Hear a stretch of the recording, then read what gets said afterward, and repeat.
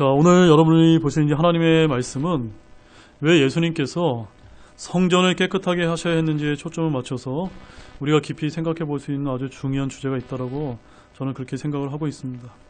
과연 지금 우리가 살고 있는 이 시대에 예수님께서 진짜로 와 계신다면 종교적으로 변질되고 타락해서 2000년 당시 주의 성전을 깨끗하게 하실 만큼 오늘날 한국교회가 정말로 깨끗하다고 저와 여러분들이 자부할 수 있을까요? 또한 마찬가지로 주님께서 깨끗하게 하셔야만 될 거라고 여러분 생각이 되어지십니까? 오늘 한국교회는 외적으로 엄청나게 성장을 했습니다. 정말로 이루 말할 수 없이 짧은 기간 안에 엄청나게 성장을 했지만 이 코로나 상황에서 아무 목소리를 내지 못한 채 텅 빈 예배당의 모습이 마치 한국교회의 암울한 영적인 현실을 보여주는 것만 같습니다. 자, 그렇다면 우리는 어떻게 이 현실을 타개하고 한국교회를 정화시킬 수 있을까요? 저는 그것이 다른 데 있는 것이 아니라 성경 중심으로, 즉 하나님의 말씀으로 되돌아가는 것뿐이다 라고 그렇게 믿고 있습니다. 여러분은 어떻게 생각이 되어지십니까? 동의가 되어지십니까? 아멘이시죠? 우리 에베소서 5장 26절 말씀을 우리 함께 또 이렇게 화면과 함께 보도록 하겠습니다. 이것은 그분께서 말씀을 통해 물로 씻음으로 교회를 거룩히 구별하고 정결하게 하려 하시며.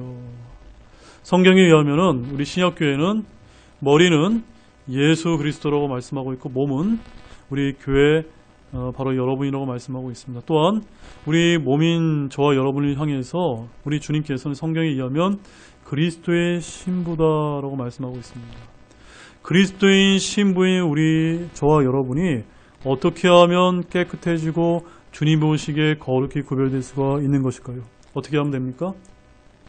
기도만 열심히 하면 됩니까? 헌금 열심히 하면 됩니까? 그것이 아니라 성경에서는 우리에게 어떻게 해야 된다고 말씀하고 있습니까? 말씀의 물로 씻음 받아야 된다. 말씀의 물로 씻음 받아야 됩니다. 아멘이시죠? 그래서 우리가 성경을 부지런히 우리가 들여다보고 열심히 비교하고 찾아봐서 과연 우리가 드리고 있는 내가 알고 있는 이 성경 지식이 성경 말씀에 나와 있는 것인가? 내가 정확하게 드리고 있는 것인가? 이것을 우리가 확인하기 위해서 성경을 부지런히 읽고 연구하고 비교하면서 심지어는 이 강단에서 목사가 하는 말조차도 여러분들이 성경 말씀을 보고서 강 목사 이야기가 맞다 틀리다를 여러분들이 분별하실 수 알아야 된다. 그런 성경신자가 되어야 된다라고 여러분에게 강조를 드리겠습니다. 여기 에베소서 5장 26절 말씀처럼 그리스도의 신부인 교회는 다른 그 무엇도 아닌 말씀을 통해 물로 씻음으로 거룩히 구별되고 정결하게 되는 방법 외에는 다른 방법이 없습니다. 만약 오늘날 한국교회가 변질되고 타락한 종교적인 모습이 많이 비춰지는 주된 이유를 우리가 한 가지 들자면 그것은 다른 데 있는 것이 아니야. 하나님의 말씀에서 이탈해서 사람들이 중심이 된 겉으로만 성장한 마지막 때 요한계시록 3장 14절 말씀에 의하면 라오디게아 사람들 교회처럼 부자교회가 되어버렸기 때문은 아닌가라고 저는 그렇게 생각이 되어집니다. 자, 요한계시록 3장 17절 말씀은 직접 한번 찾아보시겠습니다. 요한계시록 3장 17절 말씀을 찾아보시게 되면 우리 주님께서는 그 라오디게아 사람들 교회를 향해서 이렇게 책망하셨습니다. 함께 보시겠습니다. 이는 내가 이르기를 나는 부자며 내가 재산을 불렸으므로 아무것도 부족한 것이 없다 하면서 내 비참한 것과 가련한 것과 가난한 것과 눈먼 것과 벌거벗은 것을 알지 못하기 때문이라. 저는 이 말씀을 보면서 오늘날 이 대한민국의 수많은 대형 교회들이 생각이 많이 났습니다. 정말로 마지막 때 세속화된 교회의 모습은 자신의 비참한 것, 가련한 것, 가난한 것, 눈먼 것, 벌거벗은 것을 안다고 했습니까? 모른다고 했습니까? 잘 알지 못한다라고 주님께서는 책망하고 계시다는 점입니다. 그래서 계시록 3장 18절 말씀을 이어서 보시면 내 벌거벗은 수치를 드러내지 말며 내 눈에 안약을 발라서 볼지니라 라고 이렇게 책망을 하실 정도로 자신의 눈먼 영적 상태를 바라보지 못한다는 점입니다. 지금 대한민국의 교회의 현실이 코로나 때문이라고 우리는 생각하지만 하나님께서 이렇게 징계하시면서 예배도 제대로 드리지 못하고 텅 빈 이런 예배당의 모습을 보면서 과연 무엇이 문제인가 우리가 우리 자신을 바라보지 못한다면 저는 소망이 없다라고 그렇게 생각이 되어지는 것입니다. 그런데 이런 마지막 때 교회의 모습이 바로 오늘 본문에서 주님의 초림 당시 공생의 초기에 장사하는 집으로 변질된 성전 모습과 비슷하지 않나 저는 그렇게 생각을 하고 있습니다. 여러분 어떻게 생각이 되어지십니까? 그래서 저는 오늘 내 아버지의 집을 장사하는 집으로 만들지 말라라는 이런 예수님의 명령을 설교 제목으로 해서 하나님의 말씀을 여러분들에게 전해드리도록 하겠습니다. 우리는 요한복음 2장 앞부분에서 이미 예수님께서 가나의 혼인잔치에 초대되어 놀라운 처음 기적을 행하셨던 말씀을 이미 살펴보았습니다. 자, 그런데 이어서 2장 후반부에서는 어떤 사건이 이어지고 있습니까? 예수님께서 성전을 깨끗하게 하시는 사역을 하셨다는 것을 오늘 우리가 이제 본문 말씀을 통해서 확인할 수가 있었습니다. 이 사건은 예수님의 공생의 사역의 초기에 발생하였는데 많은 이제 설교가들과 주석가들이 마태복음 21장 12절과 13절 말씀과 마가복음 11장 15절에서 17절의 장면과 동일한 때 오늘 이 요한복음 2장의 사건이 일어난 것이 아닌가라고 이렇게 설명하면서 설교하시는 경우가 많이 있는데 그것은 전혀 그렇지 않다는 것을 여러분들이 아시기 바랍니다. 자, 그것을 한번 확인해 보겠습니다. 마태복음 21장 12절과 13절 말씀을 찾아보시겠습니다. 예수님께서 하나님의 성전에 들어가사 성전 안에서 사고 파는 자들을 다 내쫓으시며 돈 바꾸는 자들의 탁자들과 비둘기 파는 자들의 의자들을 뒤집어 엎으시며 그들에게 이르시되 기록된 바 내 집은 기도하는 집이라 불리리라 하였는데 너희가 그것을 강도들의 소굴로 만들었도다 하시니라. 자, 이 말씀을 보면 지금 우리가 읽었던 이 마태복음 21절 말씀과 21장 말씀과 오늘 우리 본문 말씀 요한복음 2장에 있는 말씀과 유사합니까? 안 유사합니까? 유사한 말씀이죠. 그래서 많은 이제 설교가들이 이게 같은 사건이 아니냐라고 우리가 이렇게 볼 수가 있는데 자, 그건 그것이 아닙니다. 이 마태복음과 마가복음의 사건은 오늘 우리가 봤던 이 요한복음의 사건보다 무려 3년 뒤에나 이루어진 그런 사건이라는 말씀입니다. 다시 말해서 예수님께서 성전을 깨끗하게 하신 사건은 예수님의 공생의 사역에 두 번이 있었는데 바로 물을 포도주로 만들었던 첫 번째 기적 사건을 이어서 성전을 깨끗하게 하셨던 첫 번째 사건이 있고 약 3년 뒤에 거의 이제 지상사역의 마지막 때 가서 한 번 더 주님께서 성전을 깨끗하게 하셨던 이 두 가지 사건이 있다는 것을 저와 여러분이 기억하셔야만 됩니다. 그래서 마태와 마가는 그 후반기의 사건인 두 번째 사건을 기록한 것이고 사도 요한은 첫 번째 사건만을 기록했다는 것입니다. 이렇게 오늘 본문은 예수님의 지상사역 초기에 성전을 깨끗하게 하신 사건임을 저와 여러분들이 기억하실 필요가 있습니다. 자, 이것이 보여주는 상징적인 의미는 무엇이냐면 우리 주 예수님께서 본격적으로 지상사역을 시작하시면서 먼저 무엇부터 하셨다는 것을 우리에게 알려주고 있습니까? 성전을 깨끗하게 하셔야만 됐다는 사실입니다. 자, 그런데 지상사역 초기에 성전을 깨끗하게 주님께서 친히 하셨으면 그 다음에 이 성전 어떻게 되어야 되는 게 맞습니까? 깨끗한 상태로 유지가 되어야 되는데 언제도 또 한 번 하셨습니까? 말기에 가서도 한 번 더 주님께서 뒤집어 엎으셨다는 것은 바로 이스라엘의 영적인 이 타락의 모습이 전혀 바뀐 것이 없었다는 것을 우리에게 시사하는 것으로 우리는 그렇게 이해할 수 있습니다. 자, 먼저 예수님께서는 지상사역을 하실 때 크게 한 세 가지 문제들에 직면하셨습니다. 몇 가지요? 세 가지입니다. 우리가 이제 요한복음 말씀을 이해하시면서 이 세 가지를 반드시 여러분들이 기억하셔야 되는데 먼저 첫 번째 직면한 문제는 이 유대인들이 하나님의 말씀을 떠나서 자신들의 전통과 규례로 유대 종교를 만들었다는 점입니다. 어떤 종교요? 유대 종교를 만들었습니다. 여러분, 성경에서 하나님이 말씀하시는 참된 신앙과 유대인들이 만드는 유대 종교는 같습니까? 틀립니까? 매우 유사해 보이지만 다르다는 것을 우리는 알 필요가 있다는 점입니다. 예수님께서는 지상사역 기간 동안 하나님께서 성경을 통해 말씀하신 것과 유대인들이 만들어내는 종교가 어떻게 다른지를 비교하시면서 그 둘의 차이점을 아주 분명하게 보여주는 그런 사역을 하셨다는 점입니다. 자신들의 종교적인 문제점을 예수님께서 지적하셨을 때 이것을 대면한 유대인들은 사실은 주님 앞에서 회개를 했어야 되는데 오히려 그들은 어떻게 했습니까? 주님을 핍박하는 길을 선택했다는 것을 우리가 기억해야만 됩니다.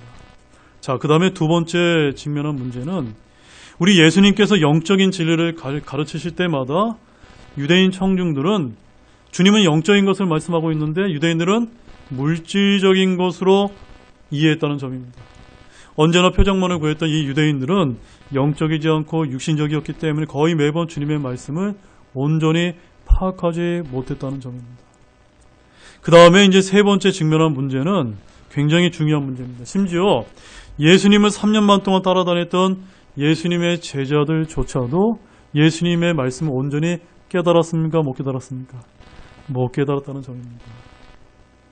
주님을 섬기고 주님을 도와 일해야 하는 사람들이 주님의 의도와 계획을 이해하지 못했다는 것은 정말로 심각한 문제가 아닐 수 없다는 점입니다. 저는 이 점을 우리가 우리 교회에 한번 적용을 해본다면 오히려 교회를 섬기는 직무자나 일꾼 등 어떤 성김 부장님과 같은 이런 일꾼들은 오히려 하나님의 말씀을 열심히 부지런히 공부해서 더 잘 이해하고 깨달을 수 있는 사람이 주의 일꾼이 되어야 된다라고 저는 그렇게 믿고 있습니다. 여러분들 그렇게 동의가 되어지십니까? 그렇게 되는 여러분 모두가 되시기 원합니다. 자, 이제 본격적으로 오늘 본문이 요한복음 2장 12절과 13절 말씀을 함께 봤으면 좋겠습니다. 자, 12절, 13절 말씀을 또 한 목소리로 보겠습니다.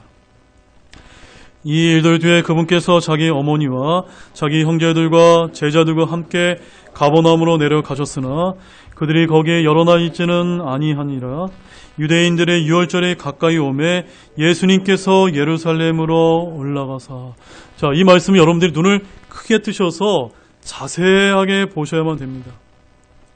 지금 예수님께서 주의 성전에 들어가서 그곳이 장사하는 집으로 바뀐 것을 보시고 뒤 엎으셔야만 해서 아주 중요한 이유를 암시하는 아주 중요한 표현이 여기 등장하고 있습니다. 그 표현이 어떤 것일까요, 여러분? 어떤 표현일까요, 여러분? 그건 다른 것이 아니라 13절 말씀에 보면은 유대인들의 유월절이라고 하는 그 표현을 여러분들이 아주 유심 있게 보셔야만 됩니다. 어떤 유월절이요? 유대인들의 유월절이라는 겁니다. 자, 여러분들이 구약에 가보시게 되면 하나님께서 모세에게 율법을 주셨을 때 유대인들에게 어떤 명절을 지켜야 된다고 말씀하셨냐면 주의 명절을 지키라고 이렇게 알려주셨습니다. 이렇게 분명히 말씀하셨는데 여기서 오니 본문 말씀에서 우리는 주의 유월절이 아니라 어떤 유월절로 바뀐 것을 알 수가 있습니까? 유대인들의 유월절로 바뀌고 있다는 것을 저와 여러분들이 주목하셔야만 된다는 점입니다. 왜냐하면 유대인들의 유월절이 아니라 본래는 주의 유월절이라고 불리기 때문입니다. 자, 화면을 한번 보십시오. 출애굽기 12장 11절 말씀을 보면 거기에 이렇게 기록이 되어 있습니다. 우리 한번 큰 목소리로 한번 읽어보겠습니다. 너희는 그것을 이렇게 먹을지니 곧 너희 허리에 띠를 띠고 발에 신을 신고 손에 지팡이를 잡고 너희는 급히 그것을 먹을지니라. 그것은 주의 유월절이니라. 제 말이 아닙니다. 하나님의 말씀에 어떤 유월절이라고 명하고 계십니까? 주의 유월절이다. 주의 유월절이다.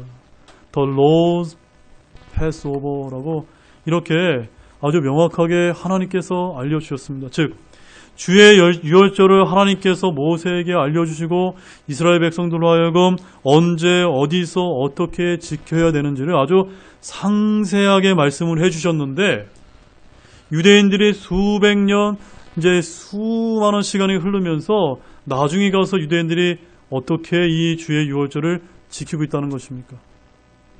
하나님이 모세를 통해서 말씀하신 것은 까마득하게 잊어버리고 자신들의 전통과 자신들의 규례를 만들어서 전혀 하나님과 상관없는 자기들만의 그런 명절과 자기들만의 유월절을 지키고 있었다는 것을 지금 주님께서 성경 말씀을 통해서 꼬집어주고 계시다는 겁니다.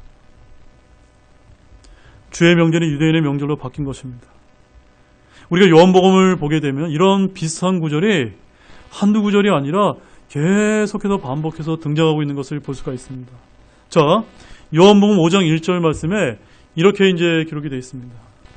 이 일들 뒤에 유대인들의 명절이 있어서라고 표현하고 있고, 요한복음 6장 4절 말씀에서는 유대인들의 명절의 유월절이 가까이 왔더라. 요한복음 7장 2절에는 한편 유대인들의 장막절이 가까이 왔으므로, 요한복음 11장 55절에서는 유대인들의 유월절이 가까이 오매라고 되어 있고, 마지막으로 요한복음 19장 42절에는 그러므로 그들이 유대인들의 예비일로 인해라고, 이렇게 하나님의 영감으로 기록된 성경에서 주의 명절이 유대인들의 명절로 바뀌었다고 계속해서 말씀하고 계신 것은 정말로 예사롭지 않은 문제라는 겁니다. 무슨 말씀이냐면, 주의 명절, 주의 장막절, 주의 유월절, 주의 예비절이 아니라 어떤 절기로 불렸다는 겁니까? 유대인들의 절기와 명절로 그들이 사람들이 중심이 된 그런 절기로 바꿔버렸다는 사실입니다. 즉 하나님의 말씀에 의하지 않고 사람들의 전통과 규례들로 바뀌었음을 암시하는 아주 중요한 그런 표현이 아닐 수가 없습니다. 앞서 예수님께서 머리가 되어야 주님의 교회가 마치 어떤 것이 중심이 된 교회였습니까?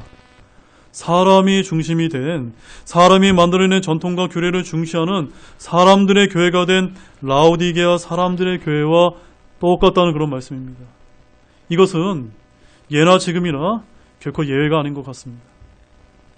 오늘날 현대교회에서 가장 중요하게 여기는 두 가지 절기가 있다면 여러분 어떤 절기를 한번 들어보실 수가 있습니다. 두 가지 절기. 무엇이 있죠? 일반 교계에서요. 부활절과 성탄절이 있죠. 자, 그래서 이걸 한번 화면 한번 봐주십시오. 우리는 이제 성탄절을 영어로 이제 크리스마스라고 이렇게 부르게 되는데, 이 크리스마스는 원래는 크라이스트, 그리스도와 마스, 미사라고 하는 그 용어가 두 개가 합쳐진 이런 용어입니다. 그래서 우리가 이 크리스마스라는 것은 그리스도의 미사라는, 즉 천주교에서 로마 카톨릭에서 만들어낸 절기라는 것을 우리가 이 용어를 통해 쉽게 깨달을 수가 있습니다. 그 다음에 이제 일반 교계에서는 부활절을 뭐라고 부르는지 압니까? 영어로? 이스터데이라고 부릅니다. 이스터데이. 여러분, 성경 말씀에 보게 되면, 우리 신약 성경에 보게 되면 예수님께서 부활하셨을 때 그 영어 단어가 어떤 단어를 쓰냐면 resurrection이라는 단어를 씁니다. resurrection. 그러면 부활절을 뭐라고 써야 되는 것이 맞습니까? resurrection day라고 부르는 게 더 성경적인데 왜 이스터 데이입니까? 이 이스터는 그 기원이 무엇입니까? 다른 말이 아니라 이 이스터는요, 사월의 희생 제물을 바쳤던 봄의 여신 이스터에게서 비롯되었다라고 성서 대백과사전에 그렇게 그 기원을 밝혀두고 있는 것입니다. 즉 오늘 이 두 절기의 기원에 대해서 제가 자세히 언급하지는 않겠지만, 다만 이 두 종교적인 날은 모두 성경이 아니라 이방 종교에서, 즉 이교도 축제에서 가져와서 로마 카톨릭이 기독교와 혼합해서 접목시킨 그런 절기라는 것을 우리가 알 필요가 있다는 겁니다. 그것을 잘 모르고 오늘날 교회에서 그것을 그대로 수입해서 그냥 교회에서 뭣도 모르고 우리가 그날이 중요한 날이고 우리가 지키면서 하고 있다는 점입니다. 이에 어떻든 사람들이 이 두 종교적인 날을 통해서 예수님의 탄생과 부활을 기념하고 축하한다라고 이렇게 우리는 생각해 볼 수 있습니다. 하지만 이 세상이 이 두 날을 보내는 방식을 보면 예수님께서는 그저 중심에서 사라져 버린 것만 같습니다. 왜 그렇습니까, 여러분? 우리 크리스마스 때 되면 예수님보다 누가 더 생각이 나십니까? 산타클로스 할아버지가 더 생각이 많이 나시죠?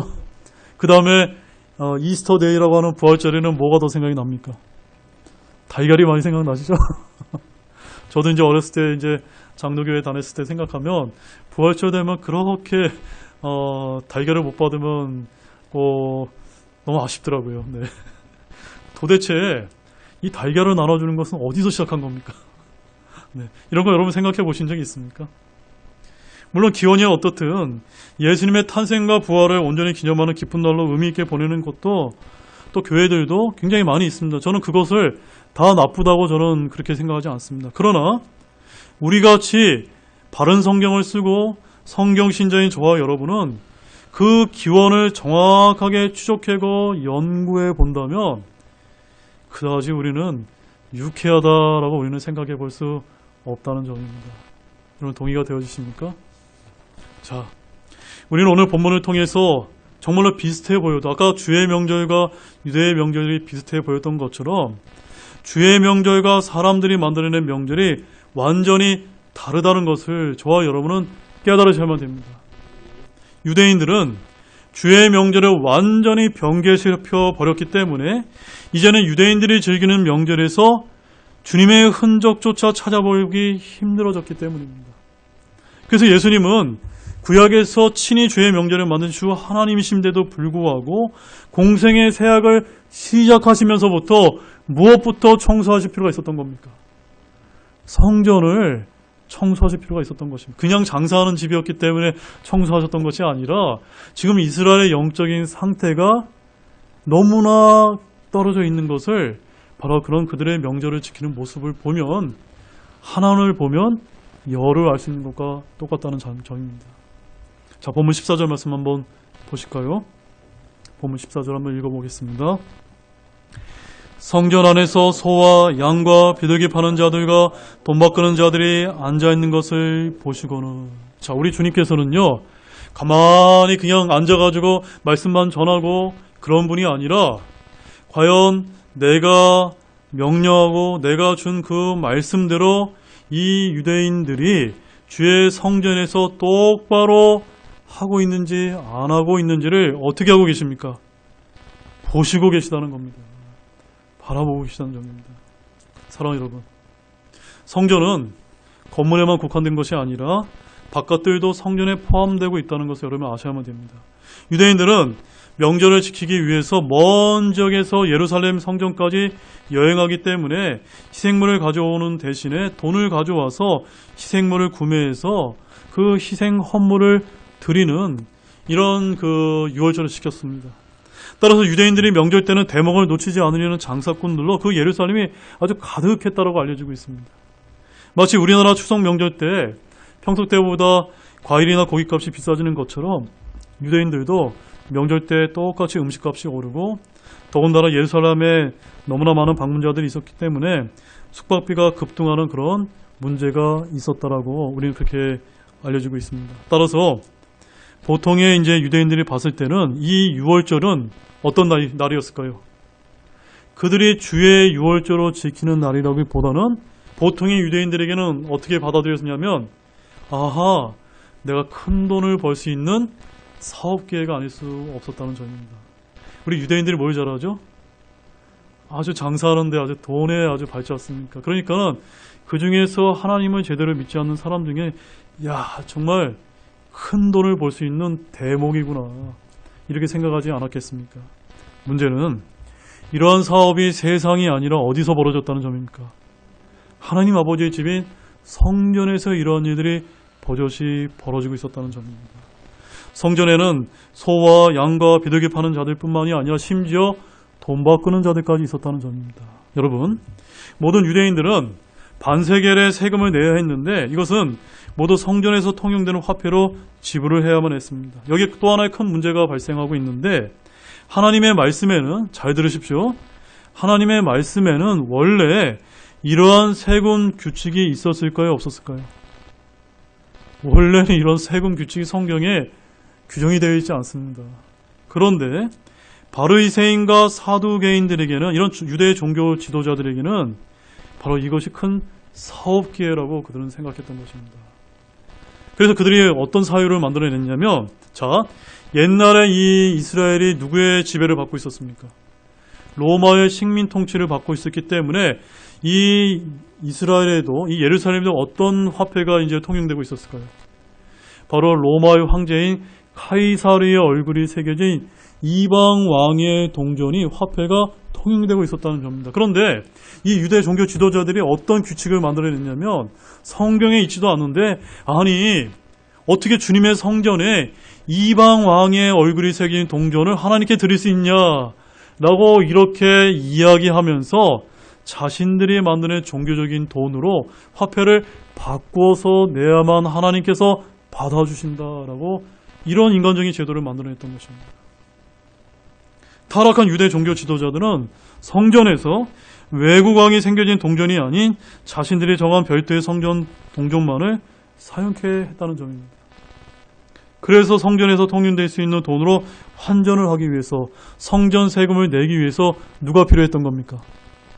돈 바꾸는 사람들이 예루살렘에 있을 수밖에 없던 것입니다.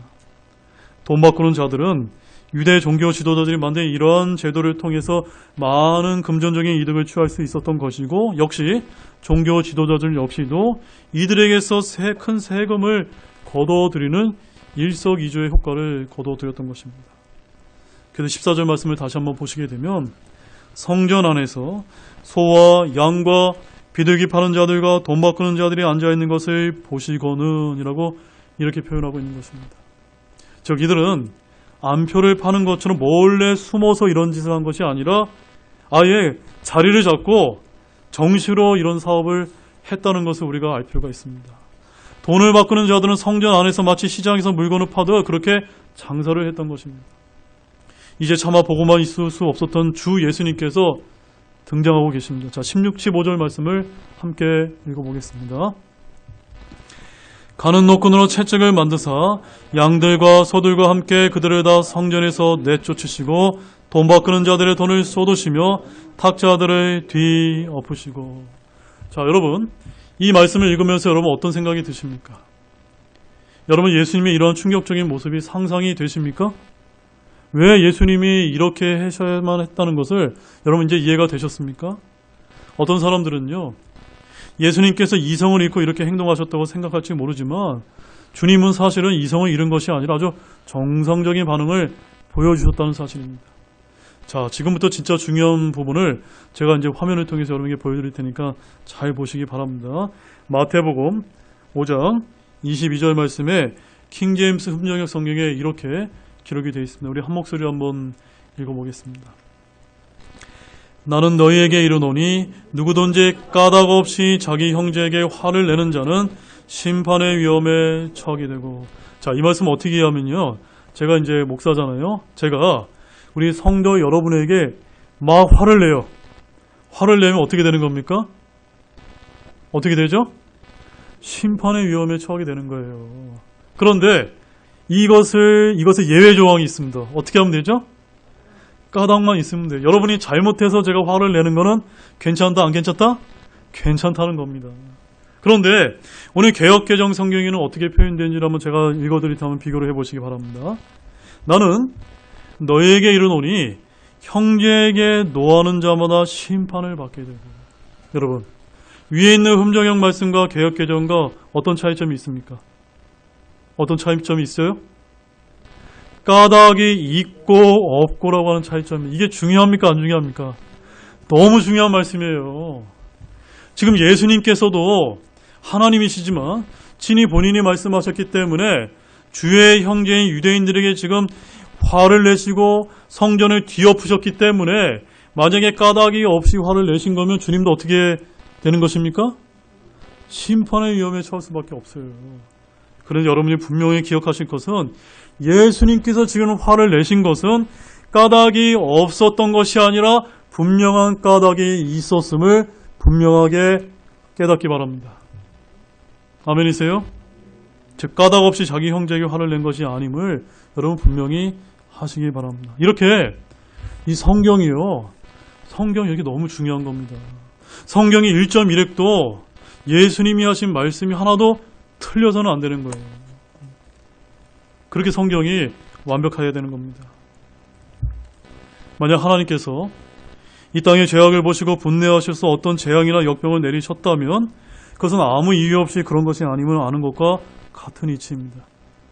예수님께서는 성전에 방문하셔서 그곳에서 무슨 일이 일어나고 있는지 파악하고 나서 장사꾼들을 모두 쫓아낼 것을 침착하게 준비하셨습니다. 주님은 굵은 줄로 채찍을 만들지 않고 가는 노끈으로 만드셨습니다. 오늘날 많이 비춰지는 이런 예수님의 친절하시고 온유하시고 긍휼하신 모습은 어디로 사라지셨고 오히려 가는 노끈으로 만든 채찍을 가지고 수많은 장사꾼을 혼자 몰아내셨다는 것을 우리가 기억할 필요가 있습니다.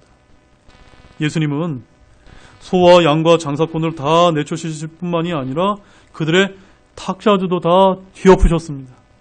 손님들과 장사꾼들과 소와 양과 아주 난장판이 되었을 것입니다. 장사꾼들의 돈이 섞이고 이리저리 흩어졌을 것이고 사람들은 그 돈을 주로 몰려들었을 것이기 때문에 아주 북새통을 이루었을 것임을 우리는 어렵지 않게 상상해 볼 수 있는 것입니다. 그런데 우리는 예수님께서 누구에게도 상처를 주지 않으셨다고 생각하는 사람이 있을지 모르지만 성경에는 잘 기억하십시오. 그런 기록이 전혀 없습니다. 주님은 우리가 생각하는 것보다 좀 더 과격하신 분일 수도 있다는 점입니다. 예수님은 온유하셨고 겸손하셨고 자신을 땅에서 낮추셨던 분이지만 또 한편으로는 15절 말씀처럼 가는 노끈으로 채찍을 만들사 양들과 소들과 함께 그들을 다 성전에서 내쫓으시고 돈 바꾸는 자들의 돈을 쏟으시며 탁자들을 뒤엎으실 정도로 호통을 치셨던 분이심을 결코 잊지 않는 여러분들이 되시기 바랍니다. 이처럼 사람들이 생각하는 예수님의 모습과 성경이 증언하시는 예수님의 모습 간에는 큰 간극이 있는 것만은 분명합니다. 아무튼 주님께서 성전을 깨끗하게 치우시면서 사역을 시작하셨는데 뒤엎으시고 내쫓으시며 그 다음에 다음과 같이 책망을 하셨다는 것을 아시기 바랍니다. 자, 16절 말씀을 우리 한번 읽어보시겠습니다.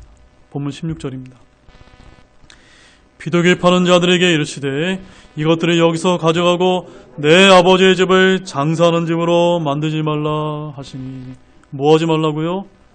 내 아버지의 집을 장사하는 집으로 만들지 말라는 것입니다. 자, 2000년이 지난 지금 이 말씀을 우리가 교회에도 적용을 해본다면 오늘날 한국교회 역시도 이 주님의 몸된 교회를 어떤 집으로 만들면 안 됩니까? 장사하는 집으로 만들어서는 안 되는 겁니다. 장사하는 집으로. 우리는 먼저 이 장면에서 당시 이스라엘의 형편없는 타락한 영적 상태를 엿보지 않을 수가 없습니다. 요한복음 1장에서 침례자 요한은 이스라엘이 예수 그리스도를 알지 못한다라고 요한복음 1장 26절에서 언급한 적 있습니다. 그 다음에 여기 2장 서두에서는 혼인잔치에 포도즙이 없다는 우울한 상황을 언급한 바가 있고 이제 성전이 장사하는 집으로 전락해버린 암울하고도 비참한 유대인들의 현실을 지금 눈앞에 보여주고 계십니다. 앞서 13절에서 우리는 주의 유월절이 유대인들의 유월절로 불린 것을 살펴보았습니다. 하나님께서 정해주셨던 중요한 주의 명절이 어느새 유대인들의 종교적인 명절로 변질돼 버렸던 것입니다. 이 역시 당시 이스라엘의 피폐해진 영적 상태를 암시하는 말씀입니다. 성전이 형편없이 더럽혀져 있는 것을 보시고 주님께서는 모두 뒤엎으시고 쫓아내시며 깨끗이 정리하고 청결하게 하신 다음에 성전을 이끌어서 내 아버지 집이다 라고 이렇게 부르셨습니다. 그리고서는 내 아버지의 집을 장사하는 집으로 만들지 말라고 호되게 질책하셨던 것입니다. 사랑하는 여러분, 이렇게 예수님께서는 유대인들이 하나님을 돈벌이 수단으로 쓰는 것을 막고자 하신 그런 말씀이었음을 잊어서는 안 되겠습니다. 성경은 헌물과 희생물에 대해 명백하게 말씀을 하고 있습니다. 성경은 하나님의 집으로 가서 하나님께 희생물을 드리라고 말씀하십니다. 그런데 변질되고 타락한 종교에서는 무언가를 구매해야만 하나님과 교제하고 하나님께 섬길 수 있다라고 이렇게 가르친다는 점입니다. 무슨 말씀이냐면 오늘날 천주교나 이런 데 가보시게 되면 초나 성상 같은 무언가를 구매해야만 하나님과 교제를 나눌 수 있다라고 이렇게 가르친다고 그런 말씀입니다. 예수님께서는 헌물을 사고 파며 돈을 바꿔주는 사람들 성전에서 내쫓으셨습니다. 그리고 주님의 이런 행위가 종교인들에게 매우 큰 위협이 되었을 것은 너무나 자명한 일입니다. 우린 여기서 아버지의 집을 장사하는 집으로 만드는 것은 주님께서 매우 미워하시는 일이라는 사실을 여러분들이 똑똑하게 기억하시길 바랍니다. 자, 이제 마지막으로 오늘 이 본문의 말씀의 사건을 이제 정리해 보면서 우리가 오늘 보신 이 사건을 오늘날 한국교회, 우리 교회에 어떻게 적용할 수 있는지 몇 가지 이제 교훈을 살펴보고 말씀을 이제 정리하고자 합니다. 과연 오늘날 한국 교회에도 예수님께서 오신다면 과연 어떤 일이 벌어질 수 있다고 여러분 상상이 되십니까? 당시 성전을 깨끗하게 하시기 위해서 내쫓고 탁자들을 뒤엎으셨던 일들이 오늘날 한국 교회들에서도 과연 일어나지 않을 것이라 우리는 당당하게 확신할 수 있을까요, 여러분? 그럴 수 없죠, 여러분. 물론 모든 교회가 다 그런 것은 아니지만 분명한 사실은 한국 교회들도 적지 않은 면에서 너무나 회개할 필요가 있다는 것이 저의 솔직한 심정이 아닐 수가 없습니다. 제가 몇 가지 예를 들어드리겠습니다. 성경에도 있지 않은 수많은 절기와 갖가지 종류의 헌금 봉투들, 그리고 심한 경우에는 성경에 없는 직분들과 그런 그 직분을 매개로 얼마의 돈을 내야 한다든지 등의 문제들은 반드시 우리나라 교회에서 없어져야 될 병폐들이 아닌가라는 저는 그렇게 여러분에게 좀 강조를 드리고 싶습니다. 또한 교회가 하나님의 말씀을 있는 그대로 전하고 가르치고 또한 복음을 전하고 그리스도의 재림의 날이 임박한 시대의 징조를 알려주기는커녕 매우 유명한 그런 인사들을 불러서 행사나 벌여서 성도들로 하여금 헌금을 모금하도록 하고 교회 건물이나 교육관을 건축한다고 갖가지 목적 헌금을 강조하며 헌금된 사람의 이름을 호명하고 주보의 표시까지 하는 것이 과연 성경적으로 여러분 맞다고 생각이 되어지십니까? 우리 주님이 그런 분이실까요? 더구나 우리나라에서 가장 초대형 교회로 알려진 대형 교회에서는 예배를 드릴 때 하나님께 찬양을 드리기 위한 오케스트라를 이렇게 아주 운영을 하는데 자원하는 성도로 은사를 가진 성도들로 이렇게 오케스트라를 운영하는 것이 아니라 전문 음악인들에게 알바비를 주고 아르바이트로 고용하는 일이 벌어지고 있다는 점입니다. 여러분 이것을 어떻게 생각하십니까? 과연 주님의 피로상 거룩한 교회를 우리가 장사하는 집처럼 만들어서는 되겠습니까? 그래서 저는 교회 내 갖가지 대내 사업과 활동을 위해 돈을 주고 사업하는 여러 사업들은 정말 없어져야 된다라고 저는 여러분에게 강조를 드립니다. 그래서 저희 교회에서는 뭐 다단계가 됐다 이런 사업은 절대로 해서는 안 될 것임을 여러분에게 강조를 드립니다. 저는 오늘 한국교회 내 공공연히 자영되는 이러한 일들을 결코 과소평가해서는 안 된다고 여러분에게 강조를 다시 한번 드립니다.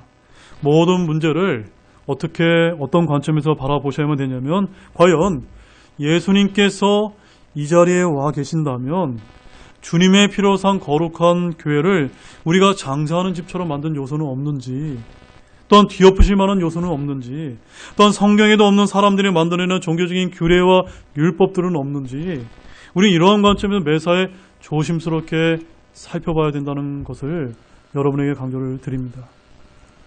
이제 결론의 말씀을 드리겠습니다. 사랑하는 여러분, 오늘 주님께서 내 아버지의 집을 장사하는 집으로 만들지 말라라고 하신 이 말씀을 항상 가슴에 깊이 새기는 모든 분들이 되시길 바랍니다. 사람들이 많이 모이게 되고 또한 시간이 많이 지나게 되면 주의 명절이 유대인들의 명절처럼 바뀌어 버리듯 우리는 결코 그렇게 해서는 안 될 줄로 믿으시기 바랍니다. 우리 교회가, 우리 예배가 정말로 주님이 보시기에 뒤엎을 만한 요소가 없는지 항상 회개하는 심정으로 정결한 마음을 가지고 나아가시는 우리 등대교회 성도님들이 되시기 바랍니다. 그런 모든 분들이 되시기를 우리 주 예수 그리스도의 이름으로 축원드립니다. 다 같이 일어나시겠습니다.